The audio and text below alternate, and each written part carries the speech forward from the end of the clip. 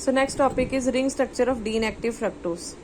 तो we have started with the open chain structure of fructose. Open chain की कुछ limitations हैं, like it does not react with sodium bisulfite.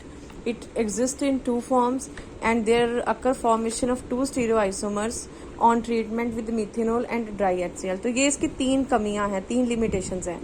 ये limitation जो हैं that cannot be explained on the basis of open chain structure. तो जैसे हमने glucose के केस में किया था, सेम लाइन पे हम यहाँ पे चलेंगे. इसका मतलब कि फ्रक्टोज में भी क्या है, एक साइक्लिक स्ट्रक्चर है और इसके भी दो फॉर्म्स हो सकती हैं, एक 6 मेंबर्ड रिंग स्ट्रक्चर और एक 5 मेंबर्ड रिंग स्ट्रक्चर. ग्लूकोज में हमने फाइनलाइज किया था कि ग्लूकोज की 6 मेंबर्ड रिंग स्ट्रक्चर ही होती है, लेकिन फ्रक्टोज के केस में ये दोनों एग्जिस्ट करती हैं, 6 मेंबर्ड भी और 5 मेंबर्ड भी. नाउ इट मीन्स फ्रक्टोज क्या है, it is a cyclic कीटल. Glucose क्या था, साइक्लिक हेमी एसिटल. तो इसमें पायरानोज फॉर्म भी होती है, 6 मेंबर रिंग स्ट्रक्चर भी होती है और furanose form 5 member ring structure भी होती है. और ये जो रिंग बन रही है लाइक दिस, ये जो रिंग बन रही है that is formed by using C2. यानी कि इस केस में हम क्या यूज करते हैं, कीटो ग्रुप यूज हो रहा है, carbon number 2 and carbon number 6 का कौन सा ग्रुप यूज हो रहा है, OH ग्रुप यूज हो रहा है. ये आगे तो ये है जी अल्फा डी फ्रक्टोपायरानोज और beta D fructopyranose. So fructose exist in two types of form, एक 6 मेंबर्ड है, एक 5 मेंबर्ड है.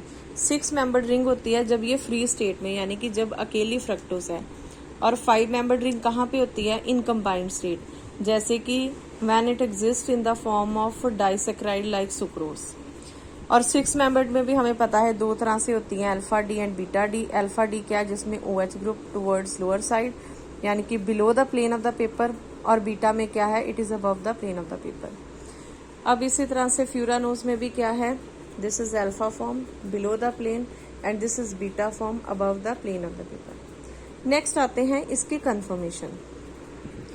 सो अब ये जो कन्फर्मेशन है इनको बड़े ध्यान से देखना है. We have done in case of dextrose कि जो डेक्सट्रोज में भी चेयर फॉर्म सबसे ज़्यादा स्टेबल है, तो वो चेयर फॉर्म में दोनों फॉर्म एग्जिस्ट करती हैं, अल्फा बी और बीटा बी. क्योंकि ये 6 मेंबर्ड की बात हो रही तो ऑब्वियसली ये पायरानोज की फॉर्म है.